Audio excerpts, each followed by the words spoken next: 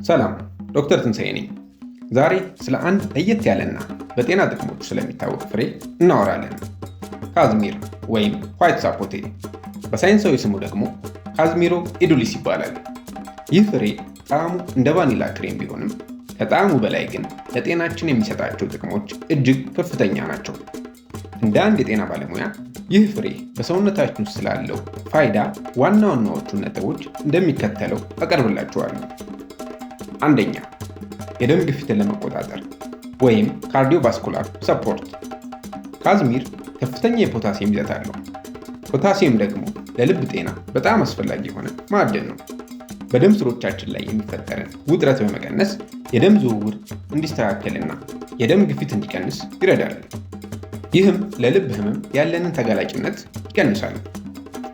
ሁለተኛ፣ ለተስተካከለ እንቅልፍና ለአእምሮ መረጋጋት ወይም ናቹራል ሴዴቲቭ። ይህ ፍሬ ተፈጥሯዊ የእንቅልፍ ኪኒን ተብሎ ይጠራል።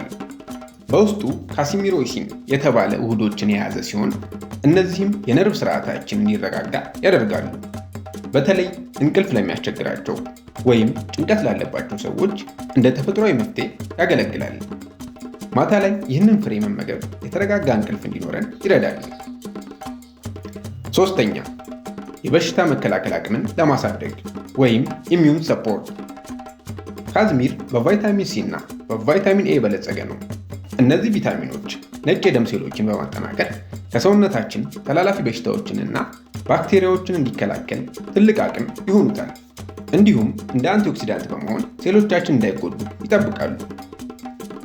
አራተኛ፣ ለምግብ መፈጨት ስርዓት ወይም ዳይጀስቲቭ ሄልዝ። ይህ ፍሬ ከፍተኛ የሆነ የፋይበር ይዘት አለው። ፋይበር ደግሞ ለምግብ መፈጨት ስርዓት መፋጠንና ለሆድ ድርቀት መፍትሄ ከመሆኑ በላይ በሆዳችን ውስጥ ያሉ ጠቃሚ ባክቴሪያዎች ወይም ፕሪባዮቲክ እንዲራቡ በማድረግ አጠቃላይ የጨጓራና የአንጀት ጤናን ይጠብቃል። አምስተኛ፣ ቁስልን የመፈወስና ጸረ ብግነት ባህሪ። በጥንታዊ ሕክምና የካዝሚር ቅጠሎችና ፍሬው ቁስልን ለማከምና በሰውነት ውስጥ የሚከሰቱ የቁስለት ስሜቶችን ወይም ኢንፍላሜሽንን ለመቀነስ ያገለግላሉ። በተለይም ከመገጣጠሚያ ህመም ጋር ተያይዞ የሚመጣን እብጠት ለመቀነስ ይረዳል። በጣም አስፈላጊ ማስጠንቀቂያ፣ ይህንን ፍራፍሬ ስንመገብ መጠንቀቅ ያለብን አንድ ትልቅ ነገር አለ። የፍሬው ዘሮች ወይም ሲድስ መርዛማ ናቸው። የውስጡን ዘር በፍጹም መመገብ የለብንም።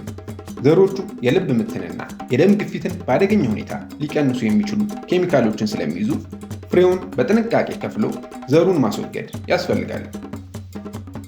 ማጠቃለያ፣ ካዝሚር ጣፋጭ ፍሬ ብቻ ሳይሆን እንደ ተፈጥሯዊ መድኃኒትም የሚያገለግል ድንቅ ስጦታ ነው። ልባችንን ይጠብቃል፣ አእምሯችንን ያረጋጋል፣ በሽታ የመከላከል አቅማችንንም ያሳድጋል። ስለዚህ ፍሬ ያላችሁን አስተያየት ወይም ጥያቄ ኮመንት ላይ አስቀምጡልኝ። ይህ መረጃ ጠቃሚ ሆኖ ካገኙት ቪዲዮውን ላይክ ማድረጋችሁን እና ለሌሎች እንዲደርስ ሼር ማድረግና ሰብስክራይብ ማድረጋችሁን አትርሱ። ሰላም ለእናንተ ይሁን።